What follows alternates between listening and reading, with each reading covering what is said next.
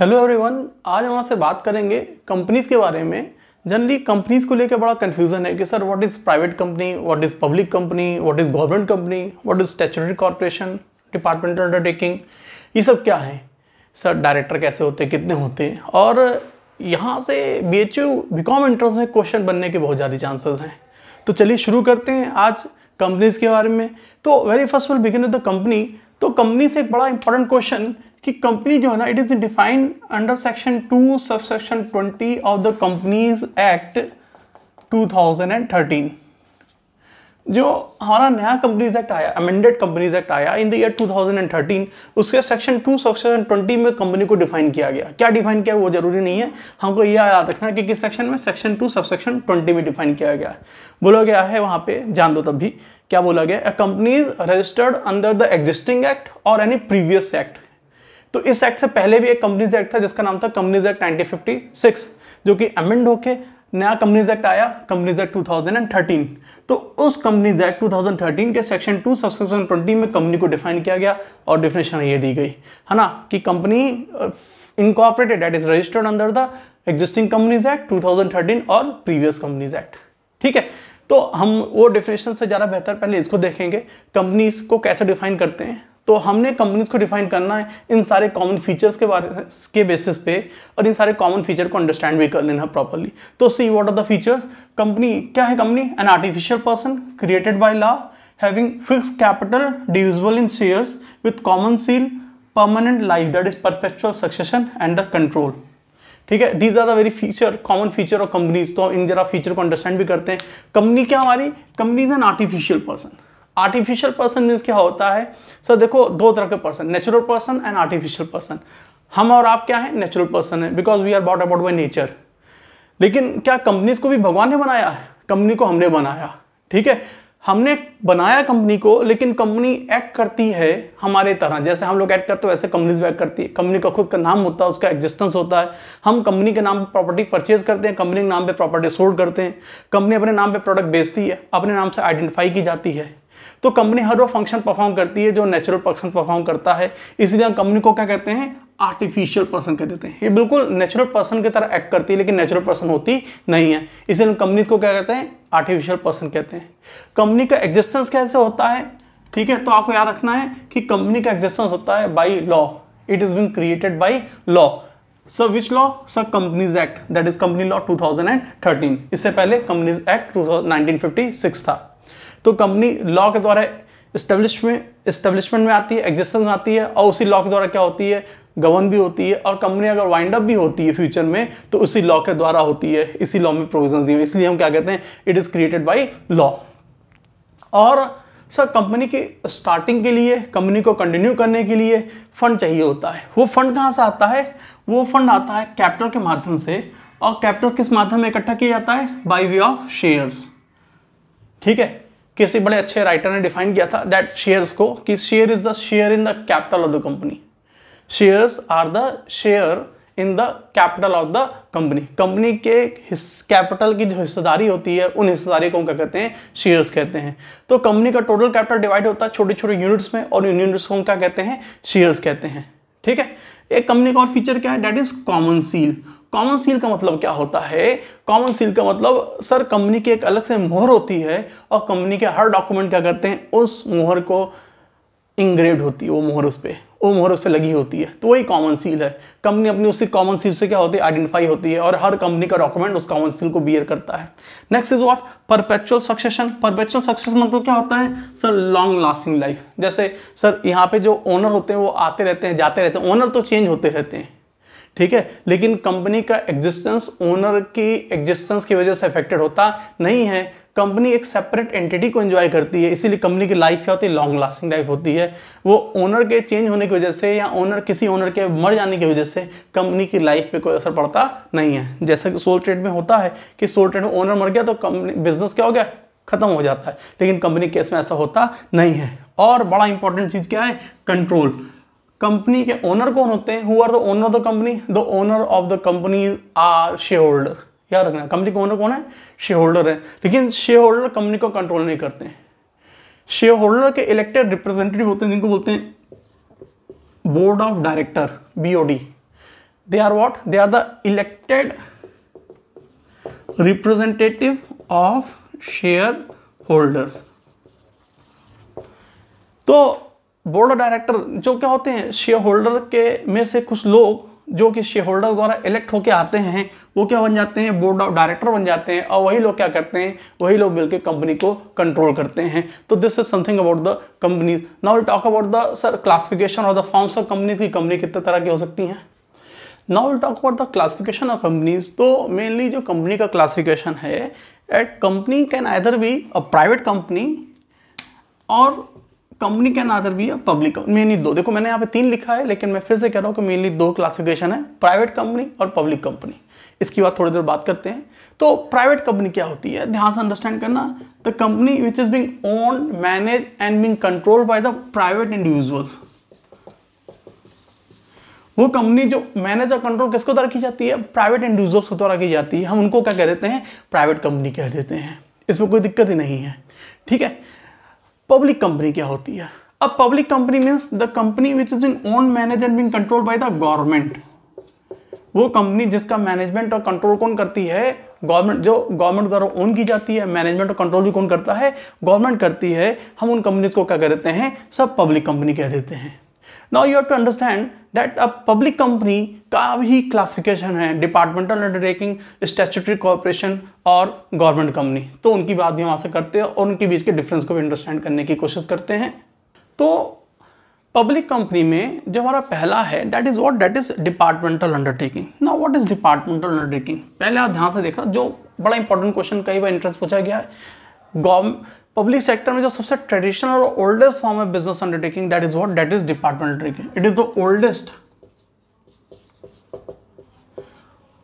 और the traditional form of containing the government enterprises, ठीक है। और डिपार्टमेंटल अंडरटेकिंग होता क्या है sir, these are the undertaking which is being owned, manage and being controlled by the government. ये undertaking जो है डिपार्टमेंट अंडरटेकिंग, वो पूरी तरीके से क्या होती है, वो पूरी तरीके से गवर्नमेंट द्वारा ओन की जाती है, मैनेज की जाती है और कंट्रोल की जाती है by setup of a specific ministry.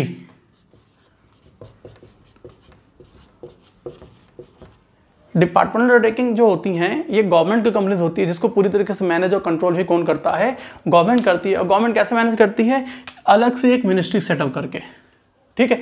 सबसे इसका प्योर एग्जांपल जो वो क्या है, वो इंडियन रेलवे है। सबसे अच्छा एग्जांपल क्या है हमारा, इंडियन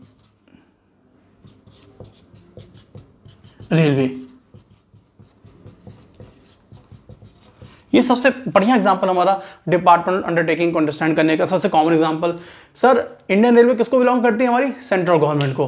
गवर्नमेंट उसको कैसे मैनेज करती है सर, रेल मिनिस्ट्री, एक अलग से मिनिस्ट्री उससे सेटअप की है, रेल मिनिस्ट्री, उसके द्वारा इंडियन रेलवे क्या होती है, मैनेज और कंट्रोल होती है, ठीक है। अब सबसे बड़ी बात कि सर इतनी बड़ी ऑर्गेनाइजेशन को, इंडियन रेलवे को मैनेज करने के लिए फंड कहाँ से आता है, तो इंडियन रेलवे को मैनेज करने के लिए फंड कौन प्रोवाइड करता है, वो भी सर गवर्नमेंट ही प्रोवाइड करती है। कैसे sir, by way of its budget. Budget में रेलवे का एक अलग से एलोकेशन होता है। तो आपको याद रखना है कि डिपार्टमेंट अंडरटेकिंग सबसे ट्रेडिशनल और ओल्डेस्ट फॉर्म है पब्लिक अंडरटेकिंग का, ठीक है। ये मैनेज किसको द्वारा की जाती है, गवर्नमेंट के द्वारा, एक अलग से मिनिस्ट्री सेटअप करके। इंडियन रेलवे का सबसे बढ़िया एग्जांपल है सर। इस डिपार्टमेंट अंडरटेकिंग के लिए सब फाइनेंस कहाँ से आता है, वो भी गवर्नमेंट प्रोवाइड करती है बजट के द्वारा। और अगर इस अंडरटेकिंग में, डिपार्टमेंट अंडरटेकिंग में किसी तरह की कोई रेवेन्यू जनरेट होती है, तो वो पूरी रेवेन्यू भी किसको बिलोंग करती है, गवर्नमेंट को बिलोंग करती है। सबसे इंपॉर्टेंट चीज एक चीज और जानने की है कि डिपार्टमेंट अंडरटेकिंग के कोई सेपरेट लीगल एग्जिस्टेंस नहीं होता है। ये जो अंडरटेकिंग, इनका कोई सेपरेट लीगल एग्जिस्टेंस नहीं है। मतलब sir, departmental undertaking and the government are one and the same thing. अगर आप इंडियन रेलवे पे कोई क्लेम करते हो, तो इसका मतलब आप क्या कर रहे हो, आप भारत सरकार पे क्लेम कर रहे हो। तो याद रखना, डिपार्टमेंटल अंडरटेकिंग मतलब भारत सरकार, इसका कोई सेपरेट लीगल एग्जिस्टेंस नहीं है, ठीक।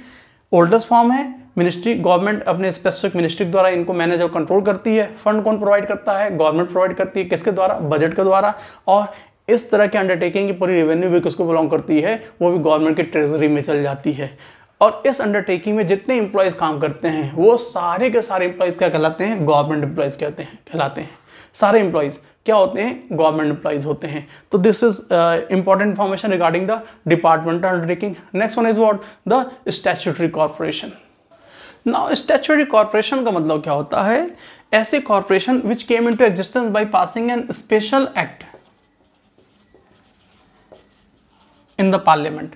एक ऐसी कॉर्पोरेशन जो एग्जिस्टेंस आती कैसे आती है, एक स्पेशल एक्ट पास करके पार्लियामेंट में, ऐसी कॉर्पोरेशन को क्या कहते हैं, स्टैट्यूटरी कॉर्पोरेशन कहते हैं।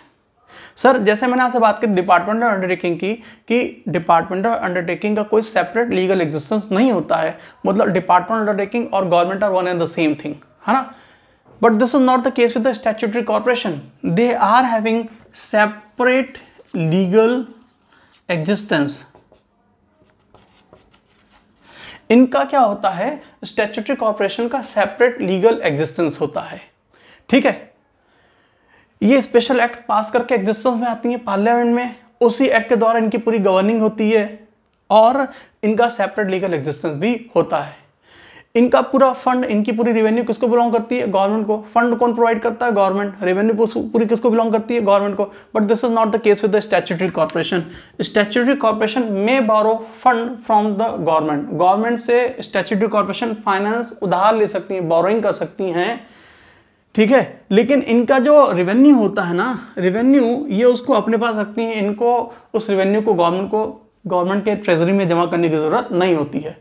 डिपार्टमेंटल अंडरटेकिंग को अपनी पूरी ट्रेजरी गवर्नमेंट के, अपनी पूरी रेवेन्यू गवर्नमेंट के ट्रेजरी में जमा करना पड़ता है, जबकि स्टैट्यूटरी कॉर्पोरेशन के साथ ऐसा होता नहीं है। ये पूरी रेवेन्यू क्या करती हैं, रखती हैं अपने पास इटसेल्फ, और अपने एक्सपेंशन के लिए, अपने ग्रोथ के लिए उस रेवेन्यू को क्या करती हैं, यूज करती हैं। सर और अगर मैं आपसे बात करूं स्टैट्यूटरी कॉर्पोरेशन की, तो इनके लिए सर फाइनेंशियल ऑटोनॉमी तो होती ही होती है, उसके साथ साथ ये दोनों बेनिफिट को एंजॉय करती हैं। एक तो सर गवर्नमेंट का पावर भी इनके पास होता है, साथ साथ ये प्राइवेट कंपनी के तर्ज पे एक्ट भी कर पाती हैं, ठीक है। तो एक तो फाइनेंशियल ऑटोनॉमी भी आ गई, दूसरा क्योंकि गवर्नमेंट कंपनी है इसलिए गवर्नमेंट का जो जितने पावर गवर्नमेंट पास होते हैं वो पावर इनके पास भी होते हैं। लेकिन उसके साथ साथ क्योंकि गवर्नमेंट का इंटरफेरेंस नहीं होता है, फंड ये अपना खुद इकट्ठा करती हैं, रेवेन्यू अपने खुद अपने पास रखती हैं, और उसी एक्ट के द्वारा गवर्न होती हैं। गवर्नमेंट का कोई इंटरफेरेंस होता नहीं है, एंजॉय करती है सेपरेट लीगल एग्जिस्टेंस को। इसलिए सर इनके पास क्या होती है, ऑटोनॉमी ज़्यादा होती है, ऑपरेशनल एफिशिएंसी प्राइवेट एंटरप्रेन्योर वाली और पावर गवर्नमेंट वाला, तो दोनों बेनिफिट को एंजॉय करती हैं ये स्टैट्यूटरी कॉर्पोरेशन। हमारी डिपार्टमेंट अंडरटेकिंग का सबसे अच्छा एग्जांपल इंडियन रेलवे, उसके साथ अगर बात करें तो इंडियन पोस्टल डिपार्टमेंट हमारा जो है, और हमारे इंडियन डिफेंस जो है, आर्म्स एंड इनोवेशन जो है, एटॉमिक एनर्जी जो है, वो सब किसका एग्जांपल है, हमारी डिपार्टमेंटल अंडरटेकिंग का। अगर मैं आपसे बात करूं अपनी स्टैट्यूटरी कॉर्पोरेशन की, तो हमारी स्टैट्यूटरी कॉर्पोरेशन का सबसे अच्छा example LIC, life insurance corporation of India. उसके बाद अगर मैं तुमसे दूसरा एग्जांपल बात करूं तो FCI, food corporation of India, और एक हमारा दिल्ली ट्रांसपोर्ट अथॉरिटी जो है, वो भी हमारा क्या है, वो भी हमारा सर स्टैट्यूटरी कॉर्पोरेशन का एक अच्छा एग्जांपल है, DTA, Delhi transport authority. Next one is the government company. अब गवर्नमेंट कंपनी क्या होती है, पब्लिक कंपनी का एक पार्ट क्या है हमारा, government company. Public company is a broad concept which include departmental undertaking, statutory corporation and the government company. तो गवर्नमेंट कंपनी क्या है, गवर्नमेंट कंपनी मतलब हर वो कंपनी जिसके 51% से ज्यादा शेयर, ठीक है, 51% से ज्यादा share either acquired by the central government individually और collectively by central plus state, one और more of the state government, और sir either acquired by one और more of the state government and own. हर वो company जिसके 51% या उससे ज्यादा शेयर सेंट्रल गवर्नमेंट ने अकेले एक्वायर कर ली हो, या सेंट्रल गवर्नमेंट ने और किसी एक प्रदेश की स्टेट गवर्नमेंट ने मिलकर एक्वायर किया हो, या एक से ज्यादा स्टेट गवर्नमेंट ने क्या किया हो, उनके शेयर्स को परचेज कर लिया, तो कंपनी हमारी क्या कहलाती है, वो कंपनी हमारी सर गवर्नमेंट कंपनी कहला जाती है। बस यही गवर्नमेंट कंपनी है और कुछ नहीं। बस इसके यहाँ पे क्या है, 51% या उससे ज्यादा शेयर किसके पास होते हैं, गवर्नमेंट कंपनी, गवर्नमेंट के पास होते हैं, ठीक है। एक इंपॉर्टेंट चीज ये आपको याद रखना है कि जो हमारी गवर्नमेंट कंपनीज होती है, गवर्नमेंट कंपनी के share is being purchase on the name of president,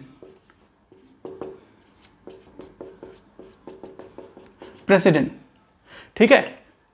government company के जो शेयर होते हैं वो सब प्रेसिडेंट ऑफ इंडिया के नाम पे क्या किए जाते हैं, परचेज किए जाते हैं, तो बीएचयू इंटरेस्ट में आपसे क्वेश्चन पूछा जा सकता है कि गवर्नमेंट कंपनी के शेयर किसके नाम पे परचेज किए जाते हैं, तो आपको याद रखना है किसके नाम पे परचेज किया जाता है सर, गवर्नमेंट कंपनी के शेयर प्रेसिडेंट के नाम पे परचेज किए जाते हैं।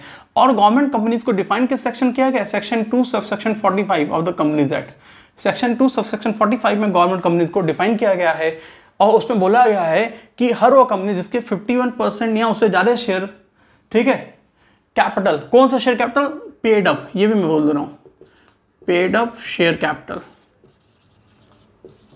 सर कोई भी कंपनी जिसके 51% या उससे ज्यादा सब paid up share capital purchase कर लिया गया है सेंट्रल गवर्नमेंट, स्टेट गवर्नमेंट या एक से ज्यादा स्टेट गवर्नमेंट के द्वारा, तो कंपनी हमारी क्या हो जाएगी, गवर्नमेंट कंपनी। किस सेक्शन डिफाइन किया गया गवर्नमेंट कंपनी, सेक्शन 2 सबसेक्शन 45। और गवर्नमेंट कंपनी के शेयर किसके नाम पे परचेज किए जाते हैं, तो you have to remember it is being purchase in the name of the president. Next हमारी कंपनी क्या है सर, ग्लोबल इंटरप्राइजेस। सर इनको हम ट्रांजेक्शनल कंपनी भी कहते हैं, ठीक है, और सुपर नेचुरल कंपनीज भी कई बार इसको कह देते हैं, मल्टीनेशनल कंपनीज भी हम कह देते हैं इनको। अब ये क्या होती है, बड़ा सिंपल सी बात है सर, वो कंपनी जो एक कंट्री से ज़्यादा कंट्रीज में ऑपरेट कर रही होती हैं वो सब हमारी क्या होती हैं सर, वो हमारी ग्लोबल इंटरप्राइजेज होती हैं। वो प्राइवेट कंपनी भी हो सकती है, वो पब्लिक कंपनी भी हो सकती है। अगर कोई कंपनी एक कंट्री से ज़्यादा कंट्री में परफॉर्म करती हैं या एक से ज़्यादा कंट्रीज में अपने बिजनेस को परफॉर्म कर रही होती हैं तो उन कंपनीज को हम क्या कह देते हैं सर, ग्लोबल इंटरप्राइजेज कह देते हैं, या ट्रांजेक्शनल कंपनीज कह देते हैं, सुपर नेचुरल कंपनीज कह देते हैं, या मल्टीनेशनल कंपनी कह देते हैं। Thank you.